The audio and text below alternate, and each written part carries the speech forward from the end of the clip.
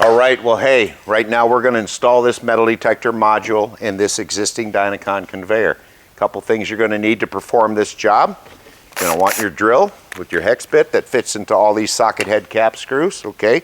Going to need that. You're going to need some sort of tiny little flathead screwdriver.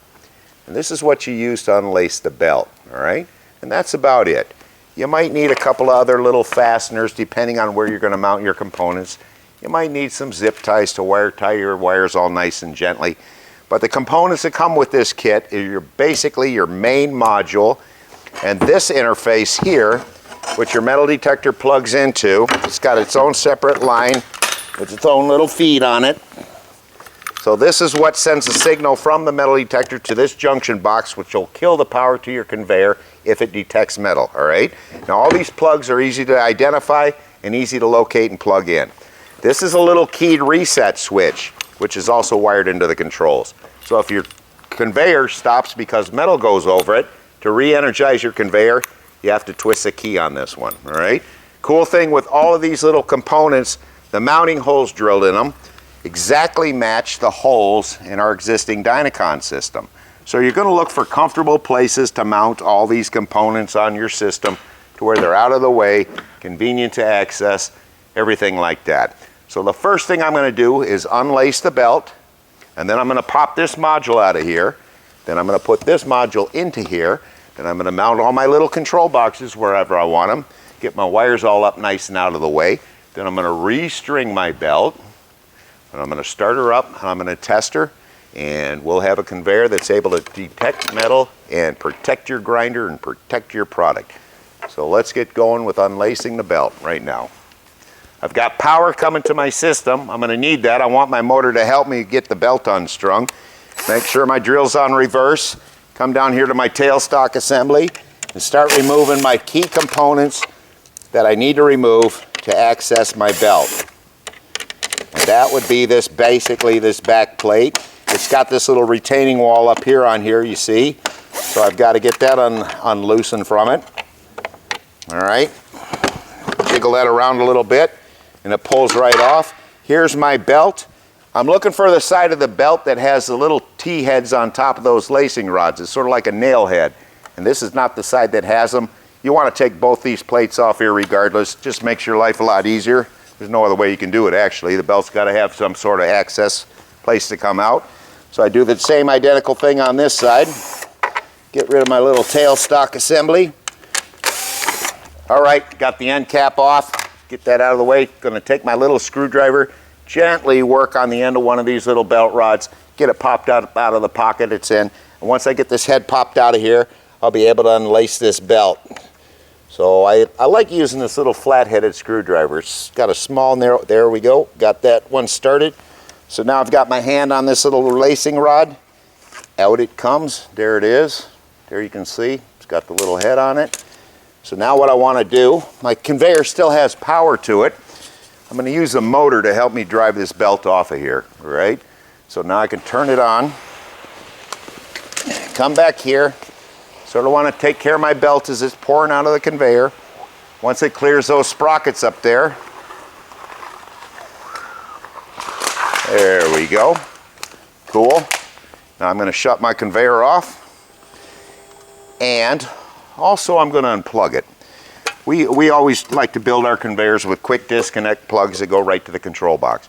So now my conveyor doesn't have any power to it, and it's just that because I'll be taking it apart, I don't need anything extra in my way. All right, now I'm going to start relieving this conveyor of this module right here. That'd be a good place to put this other one. I'll keep this handy over here because I'll need it to lace this belt back up. I'm going to come over here, grab my tool again. And this, since this conveyor also has these nice big retaining flanges on here, I'm going to want to take these off on both sides. I'll mount them on top of this module when I'm ready for them. So I need to take this out. I need to take this out. And the handy thing about whenever you're taking all these bolts out of our conveyors, instead of winding up with a whole tabletop or a pocket full of them, the easiest thing to do is just stick them in a neighborhood hole. You don't even have to run them all the way in. But then you know that when I put this back in here, here's my bolt waiting for me to attach it right back into the hole it came out of. So I just like to use these as little placeholders then. All right, so I've got this one loose. I'm gonna back this out just a little bit, just so this will wiggle around a little bit. Same with this side. Now when I take this module out of here, I want to show you something really cool. And I might as well do that right at the very moment. Let me get this all the way off. And I'm going to put that right here, because I'm going to use that again.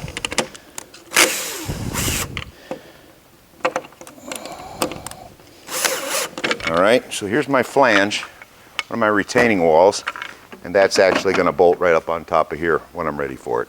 Okay. Same on the back side, might as well do that right now.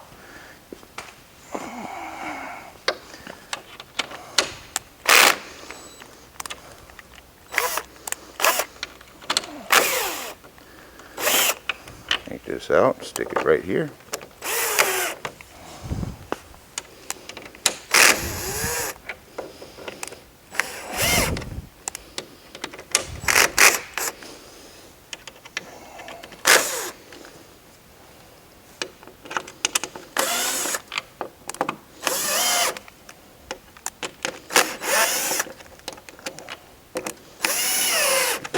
My other one, put it over here.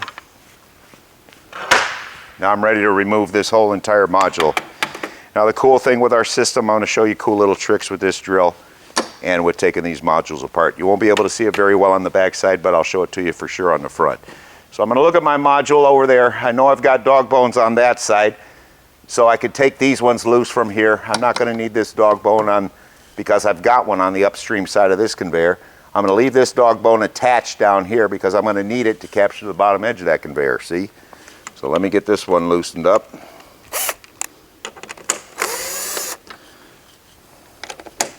And once again, I'm going to want to take these screws and put them in a handy hole where I can get to, so when I get that module in, I got access to these screws someplace. They're not in my pocket. They're just tucked away in a couple of these little holes up in there, all right?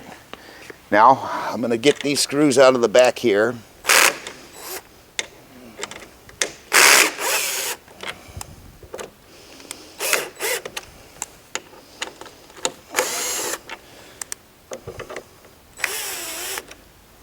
I'm going to loosen this a little bit. Now, essentially, this whole module back here, completely unhooked, this whole back side. I'll come over here and hopefully you'll be able to see some of these little tricks. Now when we take these out of here,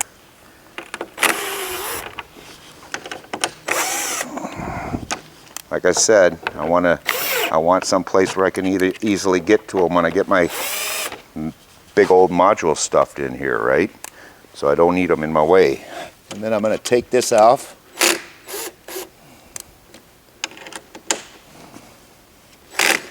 I'm loosening this one a little bit. I'm taking this completely out.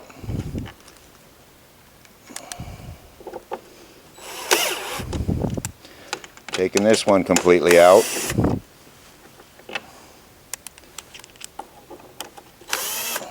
And I'm going to loosen this one just a little bit. Okay. The reason I did that is, which you'll see just in a second, you don't need to take these dog bones all the way off, and you don't really need to loosen them on one side at all. You just need to loosen them on specifically one side, give you a little wiggle room to pop your new module to come back in. So let me get this one a little bit loose. And when you get it to this point, I'm ready to take this conveyor completely apart. I know I've got a motor up here that's going to weigh a little bit of weight, and I don't want this whole thing to flip over on the floor, so I'm thinking about that as I'm doing this. So I've got this module loose. Now here's where I can also use this drill as a tool. I'm going to make sure I got a grip on this somehow, and then I could use this as a little pry bar. See how I just did that? That's so cool. Now my whole conveyor is taken apart. So just like that, I've got control of this section, such as it is. I got control of my main. Do not want to damage this. So I'm going to lay it right over on the floor, because I think, number one, it's not going to tip over. Number two, it's going to be easier for me to put this module in here as opposed to any other way. So once I got this module on here, I can stand this back up and it should counterbalance itself quite nicely. All right. Now, again, show you that little trick again. To get this module off of here, I can just use this as a little pry bar. There's my module. Had I decided to use this module somewhere else in my system, which you might want to do, you might want to use this to extend your in feed or make your conveyor taller. Just make sure when you do that, these are all 17.5-inch modules. Those are too. So if you want to keep that module in the system, when you order your metal detector, order an extra 3 feet of belt, okay? It's important, or else your belt will be too short. So you either got to lose that module or order a little bit more belt. Okay, so here we go. Next step to all of this is, you got a good camera angle there? All right, cool. Let's get this module popped in here. Now I've got this side is tight, this side is loose. Remember I was telling you about that? And I'm going to use this side to locate up on top of here, and then I'll be able to swing this over and pop that back on. And I don't need to have any screws in my hand getting in my way. I'm going to make sure I got my drill going in the right direction. I'm going to make sure I got my torque set in such a fashion where I'm not going to strip anything out. And I'm going to put this someplace that I got quick and easy access to. So let's just do this thing. See, I'm locating on those two bosses there.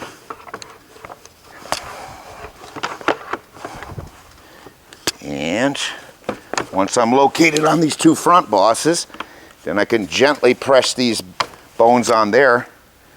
Now there you have it. This module is held in place by the dog bones, even though it doesn't have any screws in it yet. So now I'm going to tighten these screws up on this back one that was a little loose. Here's the screws I took out of here that I'm going to need to attach.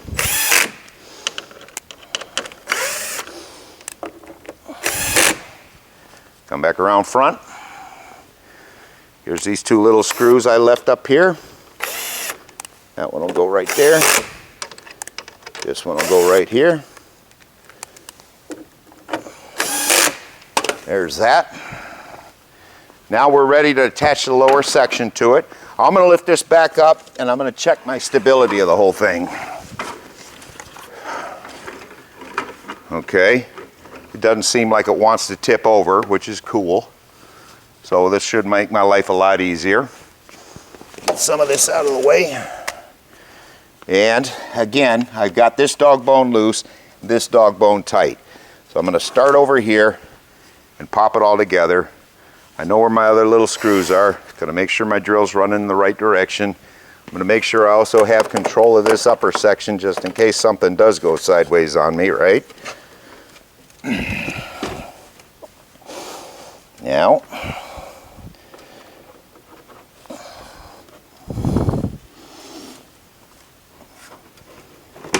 there she popped. There she goes. There. There. Cool. Just about done, boys.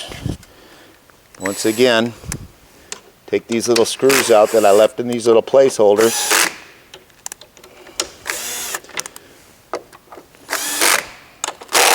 Make sure everything's tight back here. Come back around front.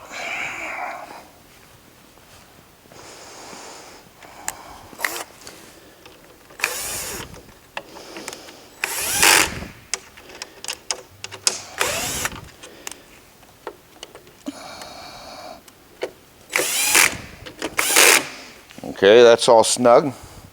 I suppose I can put my retaining walls back on. So I'm right up here at the desk, and that's where they're sitting.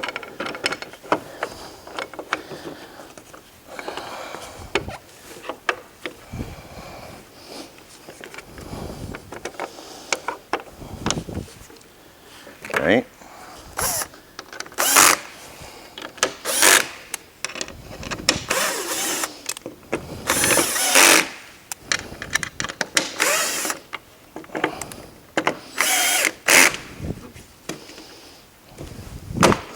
Yep.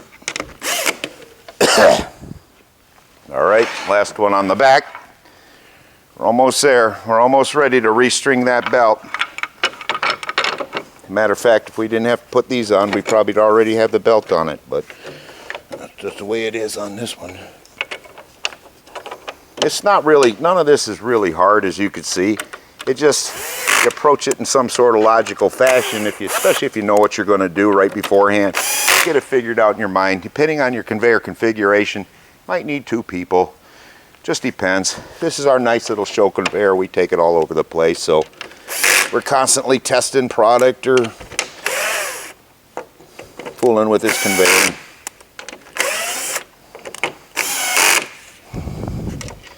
Here's my other little placeholder. Wow, I didn't lose 1 screw. That's what's so cool about this system. I really enjoy.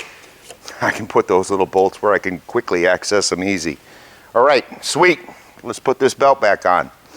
And then I'm going to mount these controls someplace in a nice orderly fashion where we can get to them. So now I got to plug my conveyor back in off my quick disconnect. Hang on a second. There it is. This might look complicated with the wiring. Cool thing is there's only one place they all can go, right? We'll show you about that. So this one's going in the back of my controller. I've got power. Turn it on. I see my sprockets are spinning, so I'm ready to lace my belt up. Let me get this out of the way a little bit. I need my screwdriver and my lacing rod right there. They are handy location. Get my belt sort of lined up halfway straight.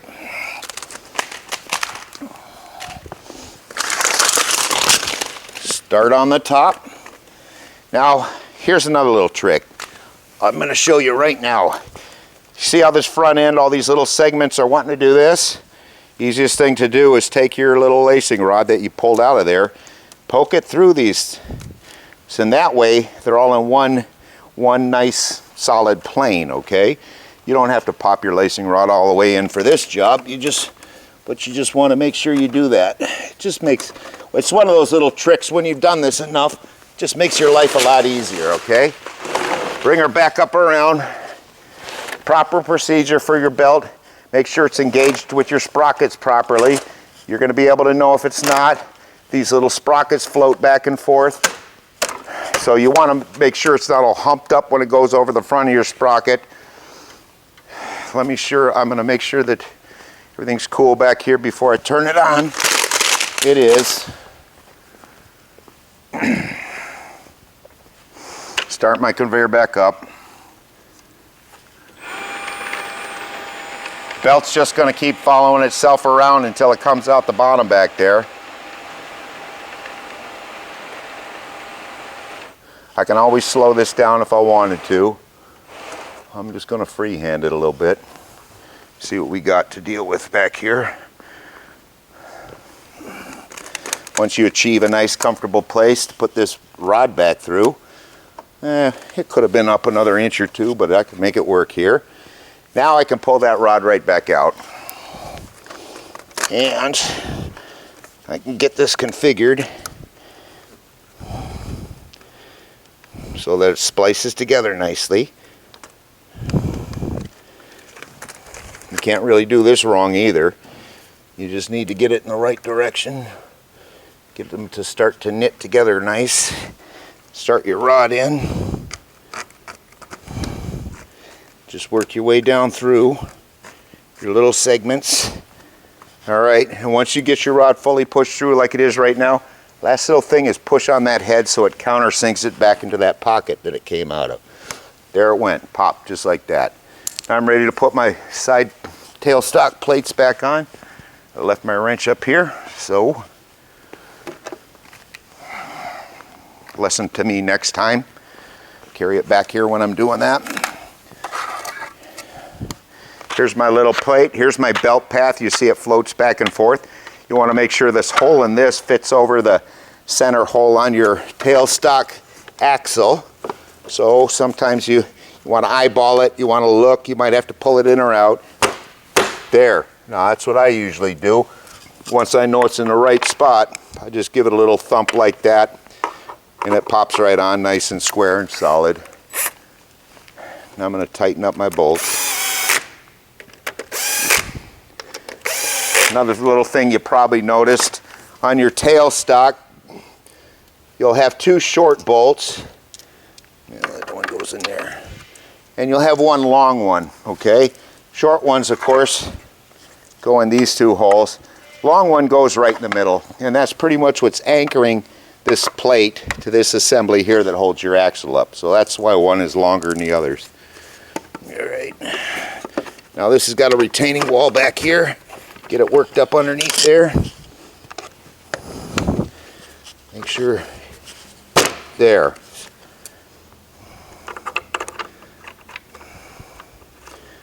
Now, relocate all my bolts.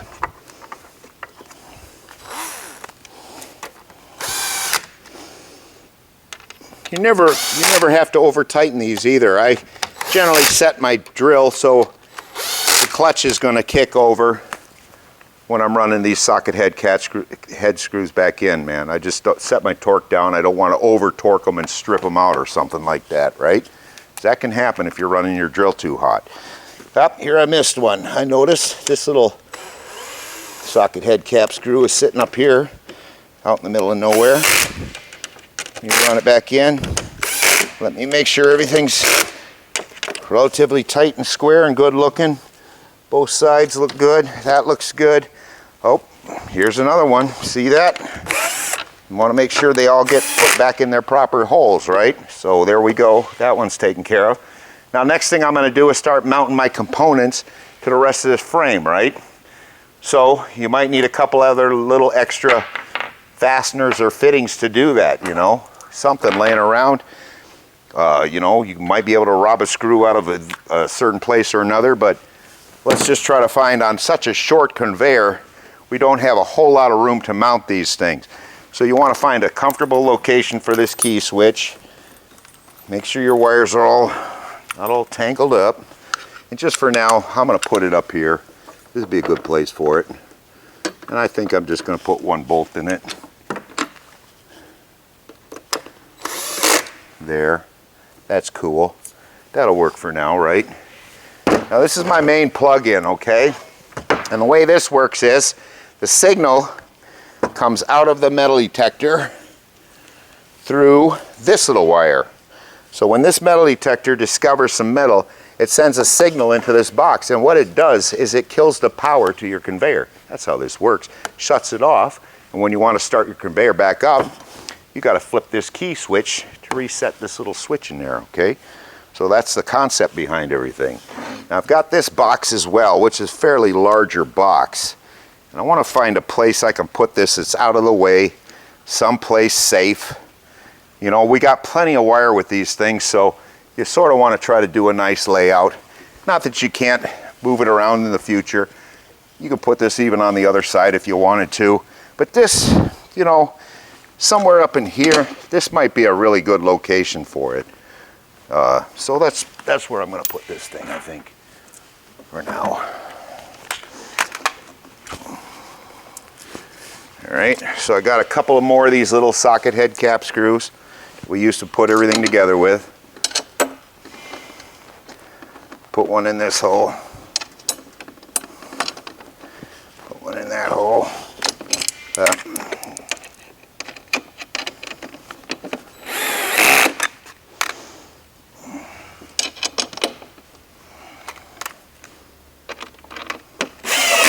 All right, now I can sort of start trying to get my wires uncoiled a little bit, figured out where I'm going to put this thing. All right, it's my main plug-in assembly. So I could either mount it, I could mount it down here to the leg even, probably like this if I wanted to. And that might be that I got a couple of bolts here that with nuts on the back, so that might be a good place for this, just to keep it out of the way. Move this table a little bit so you can see what's going on. All right, so got some little bolts, got some nuts on the back, got plenty of holes in up and down this leg frame. So I'm going to find a nice place to mount this, right like here maybe. Get that nut started. Okay, I got that nut started. There, that one. Swing this up somewhat. And you know, none of this, all of this stuff you can move around. If your conveyor changes, you can take these off and change everything around with it too. You're not locked into any one design or any kind of set parameters. The modularity of this system is just, you know, amazing. The more you fool with it, the more you can figure out, change this into a big flat if you want. Whatever works the best for your whole entire operation. Okay, that's hooked up. Now if you look at this switch, it's got some labels on it, couple different plugs. Got an auxiliary plug if you wanted to put a warning light or something. If your metal detector senses something, the light goes off or audible alarm. This is the wire I'm looking for. This one is the one that comes out of the metal detector and screws over into the side of this entire plug. I got a mess going on here that a person in the real world would take the time to do this right, have everything nice and zip tied up out of the way, you know. Just get everything up and nice out of the way. You get the idea. Let me just hook this up and get this running. You'll notice this is a little tiny wire plug. It's got one of those little, it's got a locator on it, so you want to make sure you locate it appropriately to that plug.